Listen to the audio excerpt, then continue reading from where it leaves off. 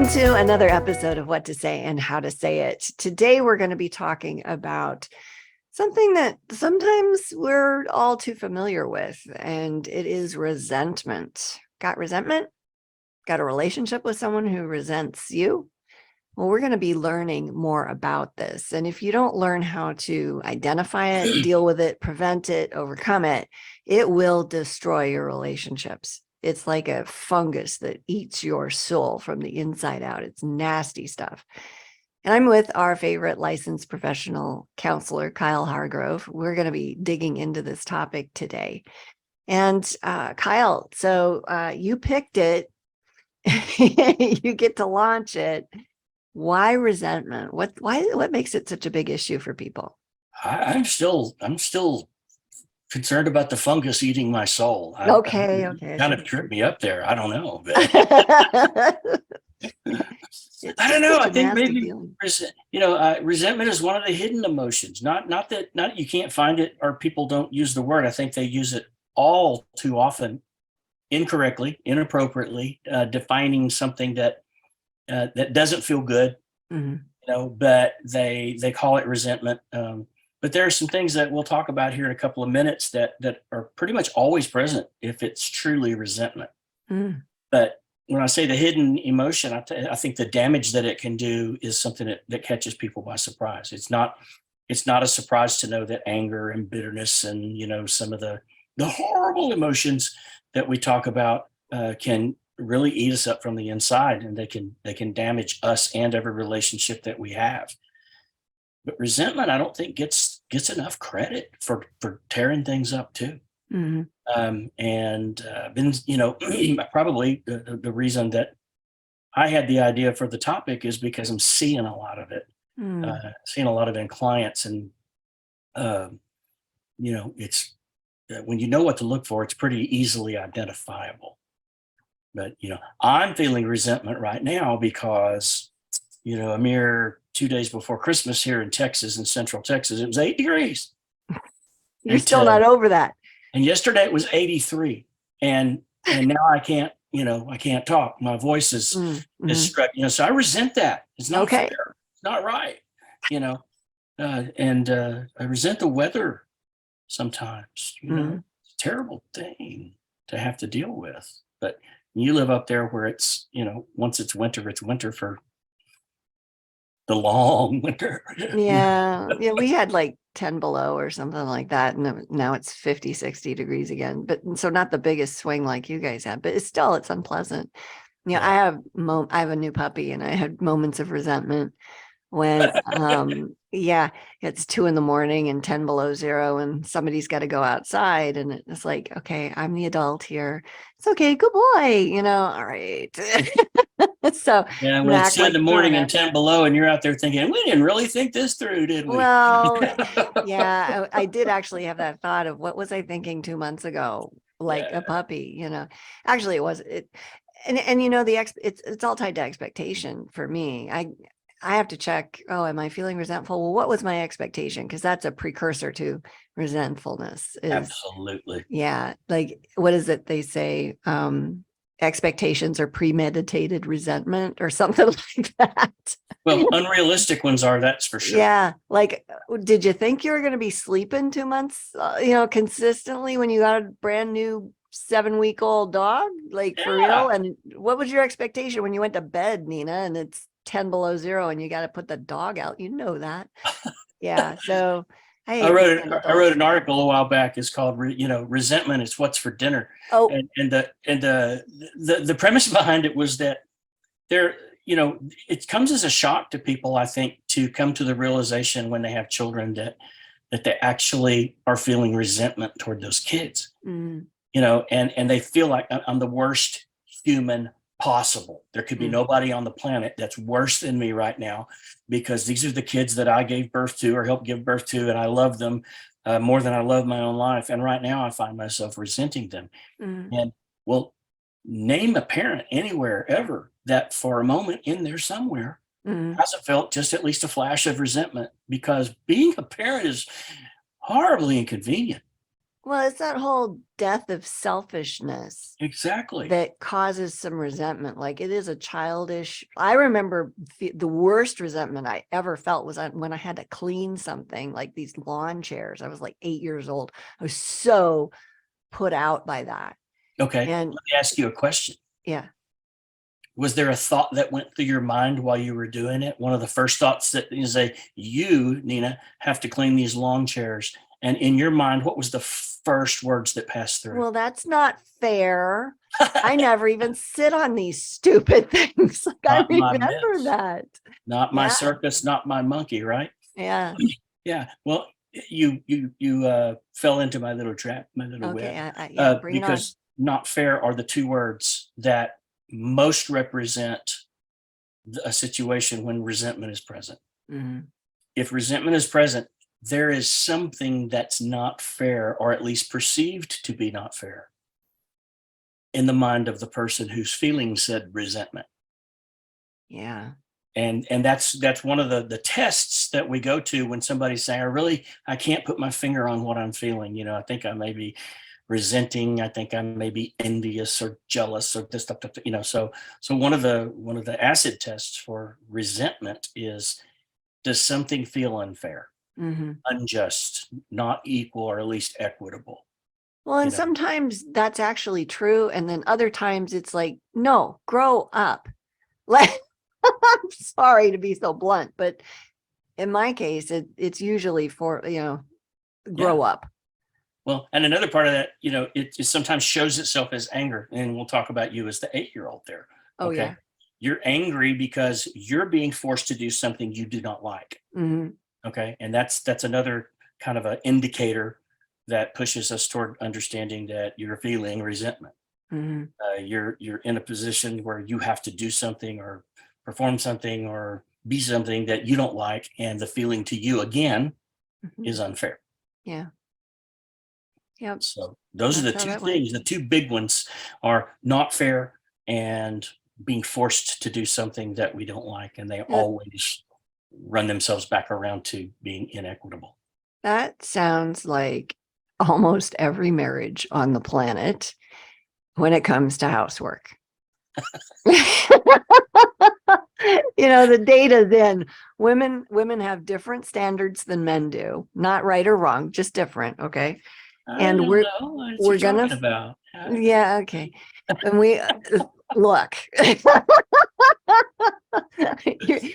I'll check in with Danny. I'll ask her, is this true? Because are you feeling resentful there, Kyle? Is it not fair? Yeah. No, I feel great. I feel super. Yeah. Okay, yeah. But stereotypically, I mean, we're having a little fun here, but there's some issues around this, and it shows up in marriage in the form of resentment. And the scales get really tipped over when baby number one shows up. Boom. Yeah. You want to wreak havoc on a marriage, add a kid to it. No sleep, exhaustion. Yeah, nobody's at their best. And then there's never ending laundry. And you go from thing to thing to thing and nothing ever gets done. Yeah. And then your parents are coming over for dinner and the best you can come up with is buttered noodles or something for supper. Like it's just here. You got buttered noodles? I was just making that up. Oh, I was gonna say that would have been pretty good. Yeah. Yeah, but it's a thing. So what do people do to avoid the resentment trap in the first place? Like, how do we stay out of it? Well, we nailed the first one a little bit earlier, but let's go back to it a bit because we talked about expectations, and it's okay. And it's even reasonable and a good, healthy thing to have expectations. But when our expectations are unrealistic, and that's when we begin running into some serious roadblocks, and when the resentment, kicks itself in. For instance, it is an unrealistic expectation after that first child is born that you will have set sleep hours. Yeah. Right? Yeah. And it's an unrealistic expectation to say, even though we agreed to take shifts and so forth, that it always works out that way. Right. And that your partner or spouse is always available when you're not, or, they're just, and I think a lot of that's naivete. Well, I know that this is how it is for most people, but this is our child and it'll be different. And, Yeah. yeah, Yeah. have a child, they said. It'll make you happy, they said. You'll be beaming, they said. Yeah, when is that going to happen? You Maybe have a when they're few moments. 7. Yeah. Yeah. So that's one example, but a couple of other examples, and I'll just give you things I hear Huh. from people in relationships. Well, not the first one's not necessarily a relationship thing. It's why me? Why me? You ever hear somebody that's always saying, why me? Mm-hmm. Because that person senses that a great deal in their life is unfair, Mm-hmm. or that maybe not a great deal, but a great number of deals, Mm-hmm.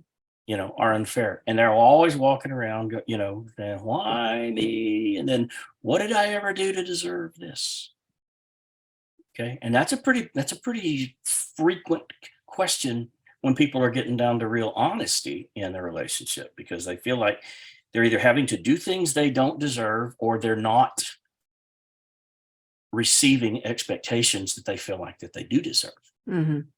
Their expectations might be a little bit skewed, or it might be that somebody's not meeting them. Right. And then a big one, and this is our huge, the red flag goes straight up and the alarms start blaring in a couples session when I hear somebody say, I didn't sign up for this. I know when somebody's willing to say that, they got a foot out the door. Mm-hmm. They're saying this is not it. This is not right. And, by golly, I don't have to put up with it. Right. But all those are signs, when you say, why me? Unfair. What did I do to deserve this? I'm being treated unfairly, and I didn't sign up for this. This is not fair. This is not right. This is not equitable. Nobody else has to do this. So, well, yeah. And, we need to kind of do a Bible reality check for a second, because, I think if anybody in the Bible could have said all that stuff, it would have been Job. here we go. Yeah. Right. And I loved most of his attitude, right? Like he did way better than I would have ever done with everything that God took away from him, allowed the enemy to take away from him, basically. And the whole time he had a pretty decent attitude around it. But we're told, life is hard. You're gonna have struggle. And then on top of that, you're gonna get married, you're gonna have even more trouble. Like, so those should really be our expectation. You may as well send trouble of all different kinds an invitation to your house. Yeah, okay? No joke. Yeah, go into ministry, have some more trouble. But the neat thing about that is if we believe two things about the Lord: first, that God is sovereign and that he's good, then we have to realize that the Lord allows this stuff for a purpose, and he allows it to grow us if we don't resist it. I'm all in. I'm like, oh, okay, things are terrible. All right. That means I need to learn something. How can I learn this very fast? Like, sign me up. Where are the clip notes on this particular lesson? I'm all in, God. All ears. Teach me whatever you want, man, because I want this to go by fast. So having that open heart towards whatever we're supposed to learn, that's a thing that's helped me cope with why me. Like, well, why not you? Like, who would you pick? Or better you than me. Yeah. Thanks. Yeah. I don't know why you. I'm just glad it's not me. There you go. Okay. So, I was just being facetious. I actually have a really great life, but. Well, there's times too. I mean, so let's just say we recognize that resentment is present. Okay, we recognize that air of unfair, is kind of all around us there, and it's an exhausting place to live. Whether you're the one that feels like things are unfair, or whether you're living with someone who's that way, it's very untenable. Yeah, I would go as far as to say unsustainable without some level of, interjection and the possibility of, getting some help. Yeah, so I was just thinking therapy, like for both. Trying not to be too shameless with the plug there, but it's kind of like a lot of the other negative emotions that I think approach us and that we approach and that we find ourselves interlocked with a lot of the times, and what, are there some steps, or, and I don't know if there's a particular number of steps or specific steps, but I know that in any negative emotion situation, the very first thing we've got to be able to do, and we talk about this all the time in the naming and normalizing process, is emote and express that emotion. Be honest enough to say, okay, this is how I feel. This is what I feel. I know it's not politically correct. I know it makes me look like a hun. I know it's not nice, but this is how I feel. Yeah. And once we get to, at least we know what we're working with. And I think all of us sometimes have feelings that embarrass us. They have feelings, we have feelings and say, I can't believe I feel this way. Only bad people feel this way. But we got to be honest about that, because it's probably very normal. And if it's not, then there's cause behind it, and it's not probably all that difficult to find. Yeah, there's a reason for it. And what an opportunity to learn about ourselves. And as far as emotions go, I think resentment and jealousy are like a couple of the yuckiest ones. Yeah. They're just like slime. Poison. Fungus. Toxin. Yeah, they're bad. Just nasty things. Yeah. So. But with any other problem as well, not only do we have to emote and express and identify the emotional component of what's going on, but we need to talk about the source. We need to find the source of that resentment. What is it that feels unfair? Who is it that is casting that unfairness upon us so heavily, so that we may not even be able to function in the world? Right. Yeah. And are we facilitating that ourselves by not speaking up, or by behaving in ways that people don't want anything to do with us, and so we're stuck with everything? Yeah, that's why I like you, because you say what I would have said. And that is, the situation of,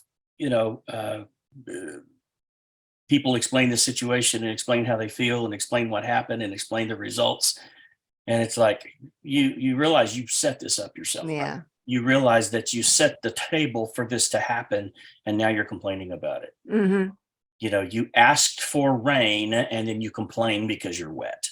Yes. That's a real thing. Also something I think that's probably, just trying to go through my mental list here, pretty common in terms of working around resentment is identifying, patterns. Is this something that has happened before? Does it happen a lot? Is this an isolated incident or not? And I think that more often than not, we find out that a person who carries resentment to the point that it deems them non-functional or not very functional, it's not going to be the first rodeo.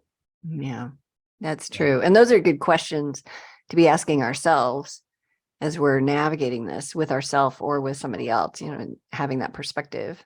Yeah. And the what to say department, there's a lot of questions to be asking. That's true. That's true. And another point, I never know if I'm saying this right, but the German philosopher Nietzsche, I don't know, Nietzsche, yeah. I think.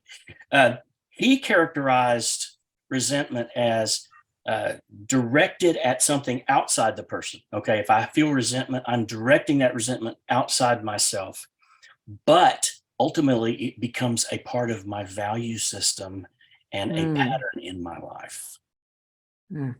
Okay, that's toxic. Yeah, that's very destructive. That's pain. And I have a name for that. You want to know what it is? Well, I think you're going to tell me. Victimitis. Oh, yep.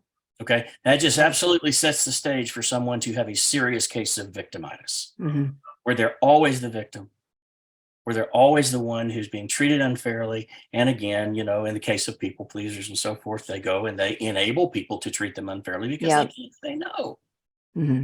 So the first line of defense is typically to sit down with somebody and say, okay, where do the boundaries need to be laid? Right.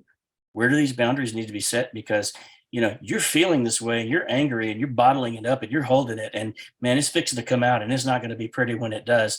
So how do you stop enabling this process and begin setting boundaries so that that doesn't happen? Yeah. And this is what we call therapy. Well, it's definitely a useful process, and people need to understand if they're drowning in that, there's a way out. You don't have to be a victim. And people don't know that they can choose to leave that space. And having a leader's mindset means that you go in and you create. You're a creator. You join God in creating relationship. You create outcomes, to the best of your ability. Absolutely. But you're not at the mercy of somebody else's bad choices or whatever. Like, no, that's a victim's mindset. And if you choose to be a victim, you're going to have resentment. Those two things go together big time. Like peas and carrots. Mm-hmm. So what would you recommend to our listeners today is something they could do or say to themselves or someone else when they're experiencing resentment? Get real. Just get real. Resentment is based on a conglomeration or a series of different things, some avoidable, some not. Being realistic and honest is where the process begins.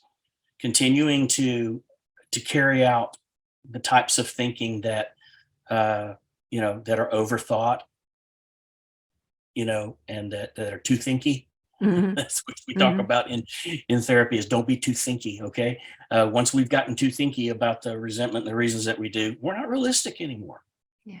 So sometimes we need a little boost, need a little help to be able to even determine what is realistic and what's not. But if we're honest about our feelings, I think being able to determine the realistic part becomes much simpler. Mm-hmm. But if we continue to pretend like, it's okay, I'm just used to it, it's just it's gonna be the Eeyore, kind of a character. Never mind, I'll be fine. That's never gonna cut it. No. And we're in control of what happens between our ears. That's our domain. That's our yard. Nobody else is responsible for that. And people don't like hearing that, but it's true. If you don't like your circumstances, change what you think about, change how you show up. Get off my lawn. Yeah, no kidding. That's right. That's right. Well, this is a great topic because there's probably everybody on the planet can relate to resentment. And we don't want to wander around in that. We want to be able to forgive ourselves and other people and live in reality, because sometimes we're forgiving people for things that they haven't even actually done, but we think they have. But no less, it is a topic that we need to pursue to have healthy relationships. So thank you for chiming in on this today, Kyle. And we want to urge our listeners to go over to greaterimpact.org, where you can grab a free PDF on 5 tools to stop walking on eggshells. My guess is that if you are dealing with resentment, there's some things you're not saying and not speaking up about in your life in a way that's productive. And so we can help you with that. Thanks for stopping by, and be sure to check out our next episode on dealing with difficult people.